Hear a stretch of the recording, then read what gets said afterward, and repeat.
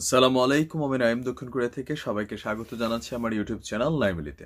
যদি চ্যানেলটা ভালো লাগে তাহলে সাবস্ক্রাইব করে পাশে থাকা বেল আইকনটা ক্লিক করে রাখুন। আর যদি ভালো না লাগে তাহলে দেখতে থাকুন, দেখতে দেখতে ভালো লাগা ভালোবাসা হয়েই যাবে ইনশাল্লাহ। দর্শক, নাস্তিক, নাস্তিকতা এবং ইসলাম এবং বা সংশ্লিষ্ট ধর্মগুলা, প্রত্যেকটা ধার্মিক মানুষ হোক তিনি মুসলমান বা হোক হিন্দু, প্রত্যেকের অন্তরে একটা বিশ্বাস থাকে। আর সেই বিশ্বাসটা হচ্ছে আমাদের সৃষ্টিকর্তার প্রতি, যে আমাদের যখন কোনো বড় ধরনের কোনো সমস্যা আসে তখন অন্তরের ভিতরে থাকা সুপ্ত একটা বাসনা আমাদের ভিতরে এই একটা এনার্জি যোগায় যে আমার বিপদ আসলে যদি অন্য কেউ সাহায্য করে না করে তাহলে যিনি আমার সৃষ্টিকর্তা তিনি আমাকে সকল বিপদ আপদ থেকে রক্ষা করবেন। এখন এই দৃষ্টিভঙ্গিটা, যিনি নাস্তিক তারও একটা কিন্তু ঈশ্বর আছে, তার ঈশ্বর হচ্ছে যে কোনো কিছুই নাই। সে ভাবে যে আমি নিজেই সবকিছু, সো এখানে কোনো ঈশ্বর বা কোনো সৃষ্টিকর্তার অস্তিত্ব নেই। সো এটা যার যার পয়েন্ট অফ ভিউ। বাট আমাদের দেশের এবং কি পাশাপাশি ভারতের কিছু নাস্তিক আছে যারা অলওয়েজ যে কোনো বিষয়ে আপনার ইসলামকে টেনে আনে। দর্শক, কথা বলছি বাংলাদেশের একজন বিতর্কিত নামধারী নাস্তিক, যার নাম হচ্ছে তাসলিমা নাসরিন।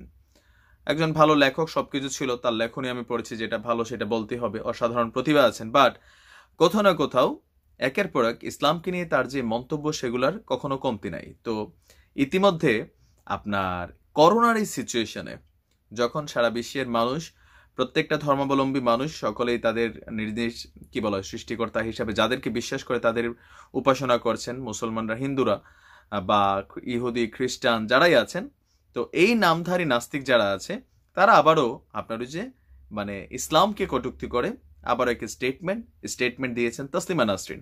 এখন তার এই বিষয়গুলোকে আসলেই আলোচনা করার মতো নাকি না, এগুলো এখন আলোচনার বাহিরের বিষয় না।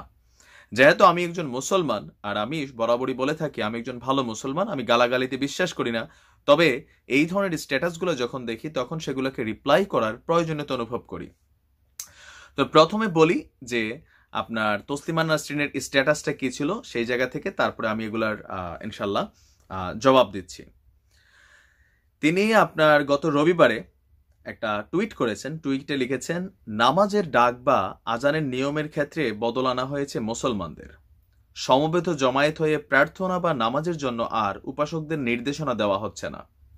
এখন মসজিদ থেকে বলা হচ্ছে নিজেদের ঘরে বসেই প্রার্থনা করুন।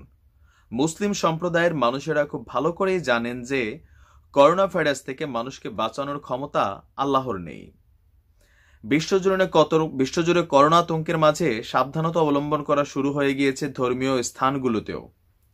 তিনি টুইটে আরো লিখেন, কোনো ঈশ্বর আমাদের সাহায্য করতে আসবেন না। আল্লাহর ঘর হচ্ছে কাবা, তাও বন্ধ করে দেওয়া হয়েছে। মসজিদগুলিও বন্ধ, প্রার্থনার ঘরগুলিতেও আর ভিড় হচ্ছে না। করোনা ভাইরাসের অবসান ঘটাতে কেউ যদি সাহায্য করে তবে তা বিজ্ঞানীরা করবে বলে তিনি লিখেছেন। আমরা এখন ভ্যাকসিনের জন্য অপেক্ষা করছি। একদম টুইটের লাস্ট পর্যায়ে তিনি লিখেছেন, নাস্তিক হওয়ার জন্য এটাই আদর্শ একটা সময়। তো তার এই বক্তব্যের সামান্য কিছু ব্যাখ্যা আমি আমার লজিক থেকে করছি। তিনি এখানে যেই সূত্রটা দিয়েছেন যে এখন মসজিদ বা উপাসনালয়গুলা হিন্দু মুসলমানদের এই মুহূর্তে বন্ধ করা আছে। তবে আপনারা একটা জিনিস জানেন যে তার এই ধরনের বিতর্কিত লেখার জন্য বেশ কয়েক বছর আগে তাকে বাংলাদেশ থেকে নির্বাসিত করা হয়। পরবর্তী সময় তিনি কলকাতায় আশ্রয় লাভ করেন। সেখানেও স্থানীয় মুসলমান এবং হিন্দুদের আক্রমণের শিকার হন। পরবর্তী সময় তিনি কিন্তু এখন সুইডেনের নাগরিক হিসেবে সেখানেই বসবাস করছেন। তাকে সুইডেন সরকার আশ্রয় প্রশ্রয় দিচ্ছে। আর সেখান থেকে তিনি এই ধরনের লেখাগুলো লেখেন। আর যেহেতু আমি একজন ভালো মুসলমান, আমি প্রয়োজনীয়তা অনুভব করি তার এই কথাগুলার রিপ্লাই করার জন্য।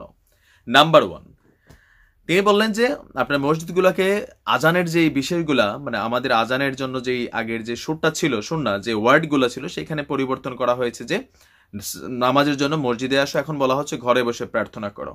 সেইখানে আমরা জানি এটা শুধু একজন ধর্মীয় দৃষ্টিকোণ থেকে না, একজন নর্মাল মানুষ হিসেবেও আমরা যদি ভাবি, ঠিক আছে, আপনি দেখেন যে তসলিমা নাসরিনের ক্ষেত্রে আমি মাঝে মাঝে ভাবি না তিনি এতটা ট্যালেন্ট মানুষ, সাধারণ এই পয়েন্টগুলো তিনি কিভাবে মিস করে যান।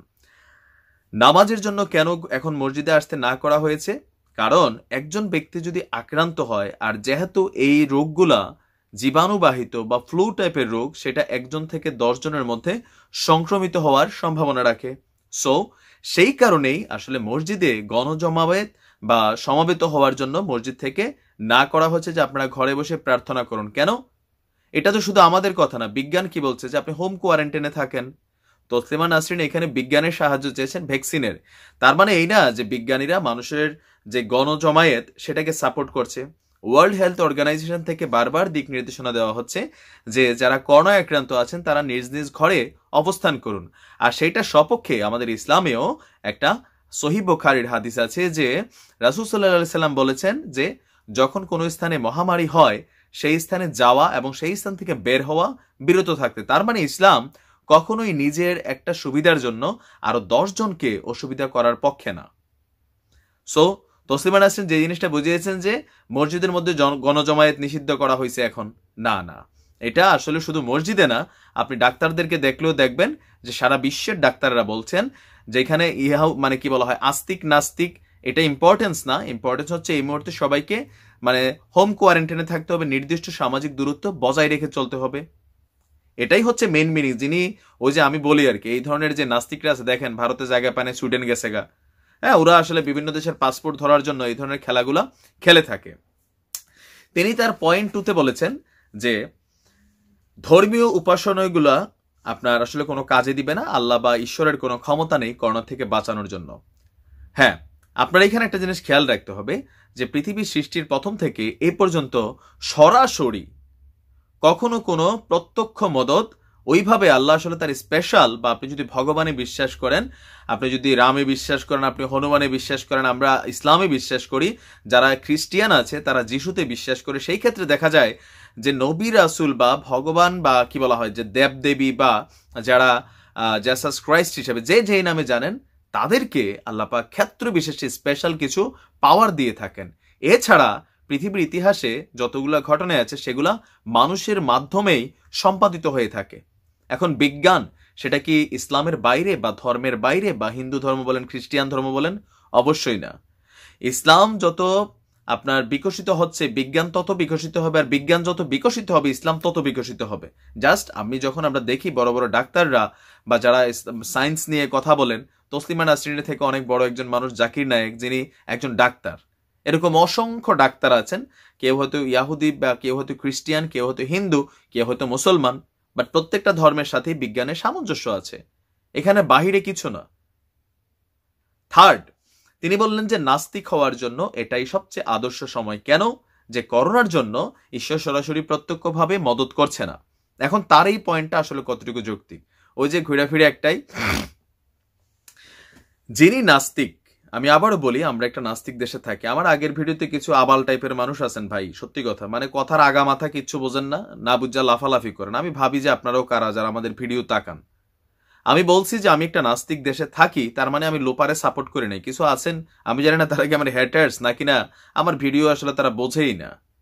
আমি একটা প্রকৃত নাস্তিক দেশেই থাকি। এইখানে আমি দেখেছি যে যারা অরিজিনালি নাস্তিক কোরিয়ানরা, তারা আসলে আল্লাহতে তাদের অ্যালার্জি নেই ভাই, ভগবানে অ্যালার্জি নাই, তারপর হচ্ছে যে ঈশ্বর অ্যালার্জি নাই। তারা ভাবে যে আমি নিজে পরিশ্রম করি, সো আমি নিজেই নিজেরে খাওয়াই, নিজেরে পড়াই। কিন্তু আমরা যারা ধর্মে বিশ্বাস করি আমাদের দৃষ্টিভঙ্গিটা একটু ভিন্ন, যে আমরা পরিশ্রম করি বাট একজন সৃষ্টিকর্তা যিনি আছেন তিনি আমাদেরকে এই রিজিকটা আমাদের কাছে পৌঁছান, আর আমরা জাস্ট পরিশ্রমের মাধ্যমে সেটাকে অর্জন করে নেই। এখন তসলিমা নাসরিনও ঠিক এটাই পয়েন্ট আউট করেছেন যে যেহেতু আমরা নিজেরা বা বিজ্ঞানীরা ভ্যাকসিনের মাধ্যমে আমাদের যেহেতু করোনা ভালো হবে, সো ঈশ্বরে বিশ্বাস করে কি লাভ, আসেন আমরা সবাই নাস্তিক হয়ে যাই। ওই যে লেজ কাটা এক শিয়ালের গল্প, আপনাদের খেয়াল থাকার কথা যে এক শিয়াল ট্র্যাপে পড়ছিল, পড়ার পর ওই ট্র্যাপের থেকে তার যখন লেন্সা কাটটা যায় তখন সে হঠাৎ করে ফিল করছে যে সম্পূর্ণ যে দল আছে দলের বাহিরে সে আসলে একটা অসহায় অবস্থায় আছে, তাকে দেখলে মানুষ হাসাহাসি করে ঠাট্টা মশকরা করে। তো তসলিমা নাসরিনের মতন যারা নামধারী নাস্তিক, যাদের ইসলাম ছাড়া অন্য কোনো ধর্মে কোনো অ্যালার্জি নাই, সে আসলে এখন কি করবে? এখন সে ভাবতেছে অন্তত এরকম স্ট্যাটাস দিয়া 2-4টার যদি নাস্তিক বানানো যায় তাহলে তখন তো অন্তত নিজের দলটা ভারী হবে। আমি হয়তো গালি দিই না, অসংখ্য মুসলমান আছেন যারা আপনারা গালি দেন, আমি কখনোই গালির পক্ষে না। তসলিমা নাসরিন আমাদের এই বিষয়গুলোকে তারা পুঁজি করে, ঠিক আছে। এখন তার যে মনোভাব হচ্ছে যে এগুলার মাধ্যমে মানুষের ইমানকে আসলে ঠুনকু কইরা সে হয়তো এখান থেকে 2-4 জন মানুষের ইমানকে নিয়ে নড়চড় করবে, কিন্তু না, আপনার বিশ্বাস রাখতে হবে তসলিমা নাসরিন, আমরা যারা ধর্মে বিশ্বাস করি যেই ধর্মেই, বাট আমাদের ইমানের জায়গাটা যথেষ্ট শক্ত। আপনার এসব ঠুনকো স্ট্যাটাসে মানে কারোই কিছু যায় আসে না, বাট আপনাকে জবাবগুলো দেওয়া খুব জরুরি ছিল। তো আপনারাও ইনশাল্লাহ যার যার জায়গা থেকে আল্লাহর উপর বিশ্বাস রাখতে হবে, আপনি যেই ধর্মের অনুসারী হন, আর পাশাপাশি আমাদেরকে পরিশ্রম করতে হবে। এই ধরনের নামধারী নাস্তিকরা ওরা ব্যক্তিগত ফায়দার জন্য নানান স্ট্যাটাস দিবে, তো এগুলোতে বিতর্কিত হওয়ার গালাগালি করার কিছু নাই। ভালো থাকুন, সুস্থ থাকুন। আজ এই পর্যন্ত। আসসালামু আলাইকুম।